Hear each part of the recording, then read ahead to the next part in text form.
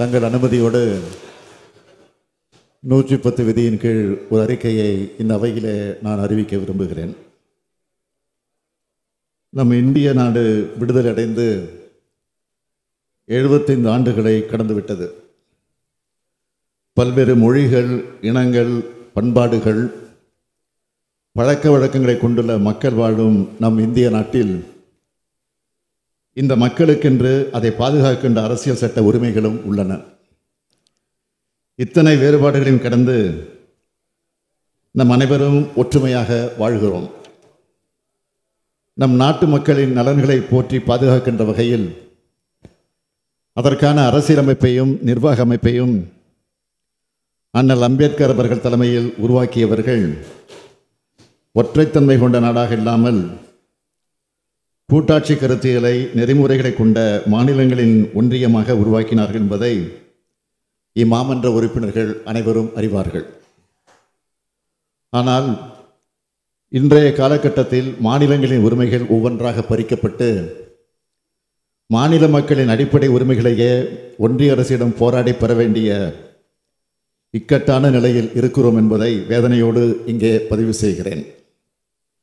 பரந்து விரிந்த இந்த இந்திய நாட்டை மொழிவாரி உரிமைகளின் அடிப்படையில் உருவான மாநிலங்கள்தான் ஒற்றுமையாக காத்து வருகின்றன. இப்படி அமைக்கப்பட்ட மாநிலங்கள் அனைத்து அதிகாரங்களையும் கொண்டவையாக விளங்கினால்தான் மாநிலங்கள் வளர்ச்சி அடையும், இந்தியாவும் வலிமை பெறும். இதனை உணர்ந்து மாநிலத்தில் சுயாட்சி, மத்தியில் கூட்டாட்சி என்கிற பரந்துபட்ட கொள்கை முழக்கத்தினை தமிழ்நாடு தொடர்ந்து உரக்க முழங்கி வருகிறது. இந்தியாவிலேயே எந்த மாநிலமும் இது குறித்து முயற்சிகள் எடுக்காத நிலையில் ஏறத்தாழ அரை நூற்றாண்டு காலத்திற்கு முன்பே 1969ஆம் ஆண்டு முதலமைச்சராக பொறுப்பேற்ற தலைவர் கலைஞர் அவர்கள் ஒன்றிய மாநில அரசுகளின் உறவுகளை ஆராயும் பொருட்டு ஓய்வு பெற்ற தலைமை நீதிபதி பி. ராஜமன்னார் அவர்கள் தலைமையில் உயர்மட்ட குழுவினை அமைத்தார். நாட்டிலேயே முதல் முறையாக ஒன்றிய மாநில அரசின் உறவுகளை குறித்து விரிவாக ஆய்வு செய்து 1971ஆம் ஆண்டு ராஜமன்னார் குழு தனது அறிக்கையை வழங்கியது. அந்த குழுவின் முக்கிய பரிந்துரைகளை 51 ஆண்டுகளுக்கு முன்பு 1974ஆம் ஆண்டு ஏப்ரல் 16ஆம் நாள் இதே சட்டமன்றத்தில் தீர்மானமாகவும் தலைவர் கலைஞர் நிறைவேற்றினார். இதனைத் தொடர்ந்து ஒன்றிய மாநில அரசுகளுக்கு இடையேயான உறவுகளை மேம்படுத்திட ஒன்றிய அரசின் சார்பில் 1983ஆம் ஆண்டில் சர்க்காரியா தலைமையிலான ஆணையம், 2004ஆம் ஆண்டில் உச்சநீதிமன்ற நீதிபதி பூஞ்சி தலைமையிலான குழு ஆகியவை அமைக்கப்பட்டு அவற்றின் சார்பில் ஆயிரக்கணக்கான பக்கங்களை கொண்ட அறிக்கைகள் வழங்கப்பட்டும் இதுநாள் வரையில் எந்தவித மாற்றமுமின்றி ஏமாற்றமே தொடர்கிறது. அடுத்தடுத்து மாநில பட்டியலுள்ள முக்கிய அதிகாரங்களான மருத்துவம், சட்டம், நிதி ஆகியவற்றை ஒத்திசைவு பட்டியலுக்கு மடைமாற்றம் செய்யும் பணிகளை விரைவாக இன்றைய ஒன்றிய அரசால் மேற்கொள்ளப்பட்டு வருகின்றன.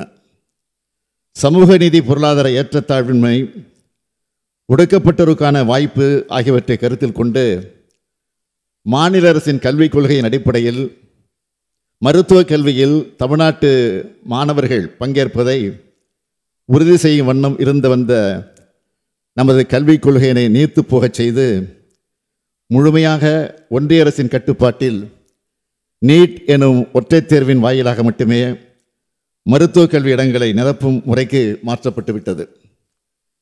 இந்த நீட் தேர்வு ஒரு சாராருக்கு மட்டுமே பயனுள்ளதாகவும் பயிற்சி மையங்களை ஊக்குவிக்கும் வண்ணமும் கிராமப்புற மற்றும் பொருளாதாரத்தில் பின்தங்கிய மாணவர்களுக்கு பெரும் பின்னடைவு ஏற்படுத்தும் விதமாகவும் உள்ளது. இந்த நீட் தேர்வின் காரணமாக பல மாணவர்களுடைய மருத்துவ கனவுகள் சிதைந்து போயிருக்கின்றன. பல மாணவர்களுடைய விலை மதிப்பில்லா உயிர்களை இழந்து நாம் தவித்துக் கொண்டிருக்கிறோம். கடந்த ஒரு நூற்றாண்டுக்கு மேலாகவே நாட்டிலேயே தலைசிறந்த மருத்துவர்களை தொடர்ந்து உருவாக்கி வரும் தமிழ்நாட்டில் உள்ள மருத்துவமனைகளை நோக்கி நாட்டின் பல்வேறு பகுதிகளில் மட்டுமின்றி பல உலக நாடுகளிலிருந்தும் உயர்தர சிகிச்சை பெற மக்கள் வருகை புரிந்த வண்ணம் இருக்கிறார்கள் என்பதை நான் சுட்டிக்காட்ட விரும்புகிறேன். நாட்டிலேயே தலைசிறந்த மருத்துவர்களையும் உயர்தர மருத்துவமனைகளையும் முன்னணி மருத்துவக் கல்வி நிறுவனங்களையும் கொண்டுள்ள தமிழ்நாட்டில் தரமான கல்வி கொடுக்கப் போகிறோம் என்ற பெயரில் நீட் தேர்வு மூலம் பொதுக்கல்வி முறையை சிதைப்பதையே நாம் தொடர்ந்து எதிர்த்து வருகிறோம்.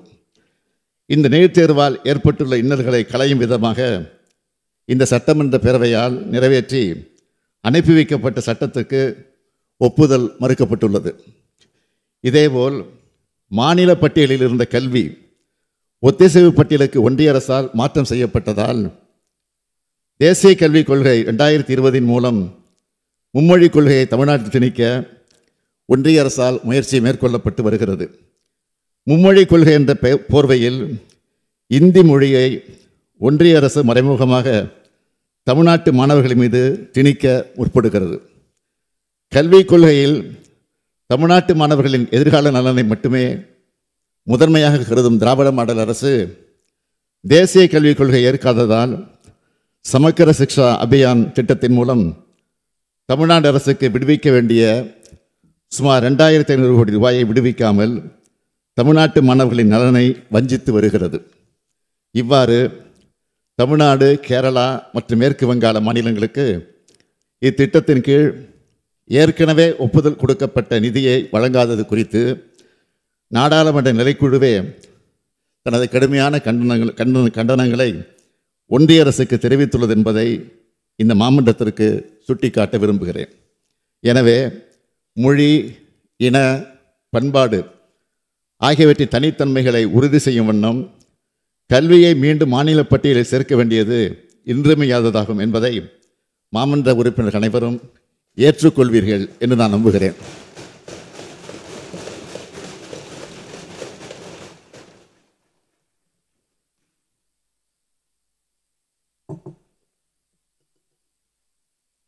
மாண்புமிகு பேரவைத் தலைவர் அவர்களே, ஒன்றிய நிதிக்குழுவின் பரிந்துரையின் அடிப்படையில் மாநிலங்களுக்கு பகிரப்படும் நிதியானது தமிழ்நாடு போன்ற பொருளாதாரத்தில் முன்னேறியுள்ள மாநிலங்களின் பங்களிப்பிற்கு ஈடா அல்லாமல் குறைவாக பகிரப்படுகிறது என்பதை இம்மாமன்ற உறுப்பினர்கள் அனைவரும் நன்கு அறிவீர்கள்.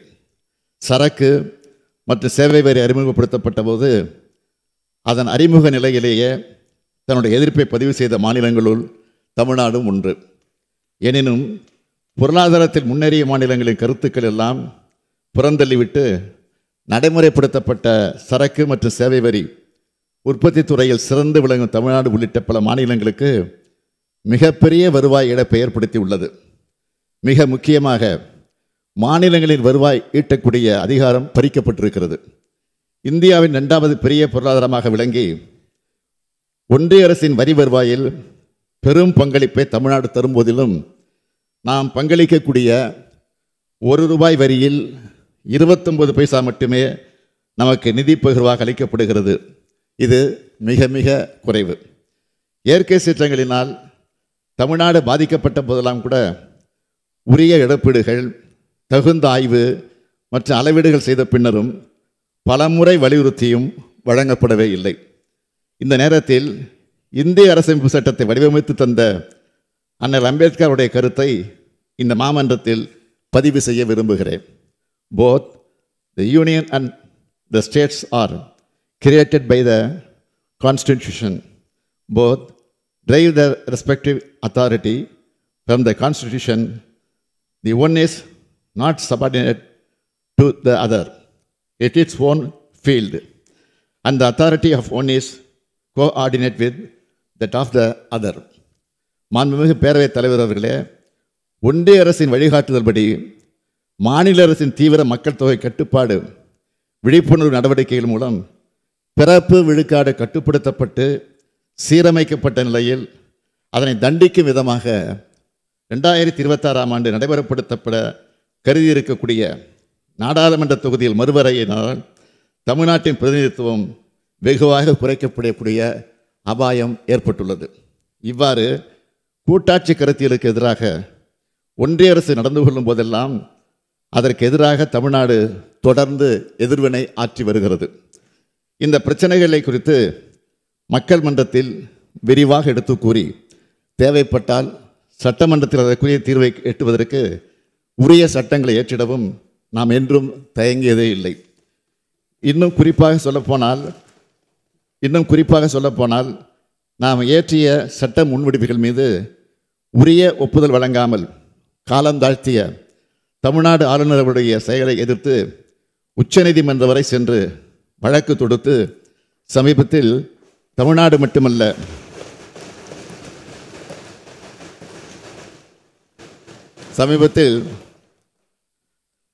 மட்டுமல்ல இந்தியாவின் அனைத்து மாநிலங்களின் உரிமைகளை காக்கும் வகையில் கூட்டாட்சி கருத்தியல் மகத்துவத்தை நாடெங்கும் பரப்பிடும் வகையில் ஒரு வரலாற்று சிறப்புமிக்க தீர்ப்பை நாம் பெற்றிருக்கோம் என்பதை இந்த மாமன்ற உறுப்பினர்கள் நன்கு அறிவீர்கள்.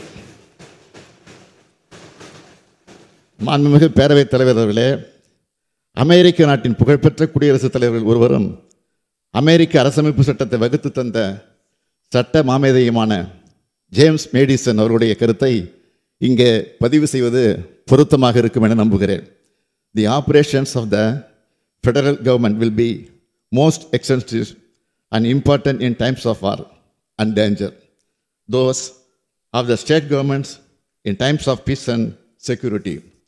நாட்டின் இறையாண்மை மற்றும் ஒற்றுமையை பேணி பாதுகாப்பது ஒன்றிய அரசினுடைய முதற் கடமை. அந்த உயரிய நோக்கத்தினை செம்மையாக செயல்படுத்திட அனைத்து மாநிலங்களும் தங்களுடைய முழுமையான ஒத்துழைப்பினை நல்கிட வேண்டும். அதே வேளையில் மக்களுக்கான வளர்ச்சி திட்டங்களை நிறைவேற்றுவதில் மாநிலங்களின் பங்கு முதன்மையானது. அதற்கு ஒன்றிய அரசு உரிய ஆதரவை வழங்க வேண்டும் என்பதுதான் இதன் அடிப்படை கருத்து. இந்திய திருநாட்டை வளர்ச்சி பாதையில் கொண்டு செல்லும் மிக பெரும் பொறுப்பை மாநிலங்கள் ஏற்றுக்கொண்டுள்ளன. கல்வி, சுகாதாரம், ஊரக வளர்ச்சி, நகர்ப்புற மேம்பாடு என அனைத்தையும் மாநிலங்கள் முன்னெடுத்து செல்கின்றன. ஆனால் அவற்றையெல்லாம் நிறைவேற்றிட தேவையான அதிகாரங்கள் மாநிலங்களிடமிருந்து பறிக்கப்பட்டு ஒன்றிய அரசிடம் குவிக்கப்பட்டு வருகின்றன. பசியால் வாடி தவிக்கும் தன்னுடைய குழந்தைக்கு என்ன உணவு கொடுத்திட வேண்டும் என்பது அந்த குழந்தையின் தாய்க்குத்தான் தெரியும். ஆனால் அந்த குழந்தை உண்ணும் உணவை, கற்கும் கல்வியை, கடந்து செல்லும் பாதையினை டெல்லியிலிருந்து யாரோ ஒருவர் தீர்மானித்தால் கருணையே உருவான தாய்மையும் பொங்கி எழத்தானே செய்யும்.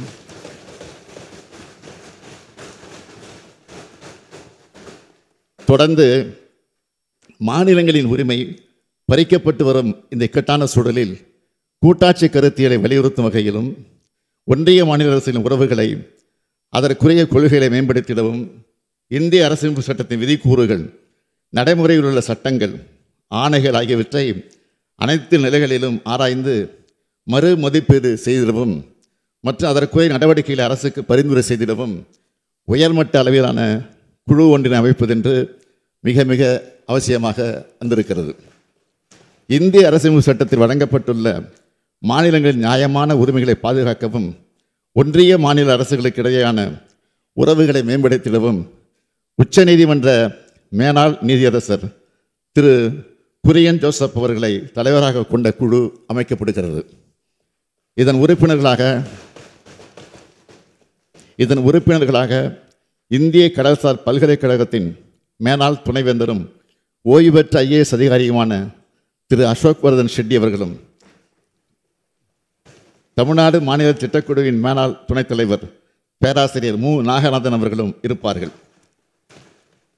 இந்த உயர்நிலைக்குழு பின்வரும் கொள்கைகள் குறித்து ஆய்வை நடத்தும் என்று அறிவிக்கிறேன். ஒன்றிய மாநில அரசுகளின் உறவு நிலைகளில் தாக்கத்தை ஏற்படுத்தக்கூடிய இந்திய அரசியலமைப்பு சட்டத்தின் விதிகளையும் நடைமுறையில் உள்ள சட்டங்கள், ஆணைகள், கொள்கைகள் மற்றும் ஏற்பாடுகளின் அனைத்து நிலைப்படிகளையும் உயர்நிலைக்குழு ஆராய்ந்து மறு மதிப்பீடு செய்தல். இந்திய அரசியலமைப்பு சட்டத்தில் தற்போதுள்ள விதிகளை உயர்நிலைக்குழு ஆராய்ந்து காலப்போக்கில் மாநில பட்டியலிருந்து ஒத்திசைவு பட்டியலுக்கு நகர்த்தப்பட்ட பொருண்மைகளை மீட்டெடுப்பது குறித்து வழிமுறைகளை பரிந்துரை செய்தல். மாநிலங்கள் நல்லாட்சி வழங்குவதில் உள்ள சவால்களை எதிர்கொள்ள தேவையான நடவடிக்கைகளை பரிந்துரை செய்தல். நாட்டின் ஒற்றுமை மற்றும் ஒருமைப்பாட்டிற்கு குந்தகம் ஏற்படுத்தாத வகையில் நிர்வாகத் துறைகளிலும் பேரவைகளிலும் நீதிமன்ற கிளைகளிலும் மாநிலங்கள் அதிகபட்ச தன்னாட்சி உரிமை பெற்றிட உரிய நடவடிக்கைகளை பரிந்துரை செய்தல். 1971 அமைக்கப்பட்ட அதமன்னார் குழு மற்றும் ஒன்றிய மாநில உறவுகள் குறித்த ஏனைய ஆணையங்களின் பரிந்துரைகளையும் 1971 முதல் நாட்டில் நிலவும் பல்வேறு அரசியல், சமூகம், பொருளாதாரம் மற்றும் சட்டம் சார்ந்தவற்றில் இருக்கக்கூடிய வளர்ச்சியினையும் உயர்நிலைக்குழு கருத்தில் கொள்ளுதல் வேண்டும். இவற்றை ஆராய்ந்து அறிக்கைகளை வழங்கும். உயர்நிலைக்குழு தனது இடைக்கால அறிக்கையை ஜனவரி மாத இறுதிக்குள்ளும் இறுதி அறிக்கையை 2 ஆண்டுகளிலும் அரசுக்கு வழங்க வேண்டும் என எதிர்பார்க்கப்படுகிறது. மாண்புமிகு பேரவைத் தலைவர் அவர்களே, ஒன்றிய மாநில அரசுகளுக்கு இடையேயான உறவுகளை மேம்படுத்திட உயர்மட்ட குழு அமைத்திடுவது தமிழ்நாட்டின் நலன் காக்க மட்டுமல்ல, வேற்றுமையில் ஒற்றுமையின் அடிப்படையில் பரந்து விரிந்த இந்திய திருநாட்டின்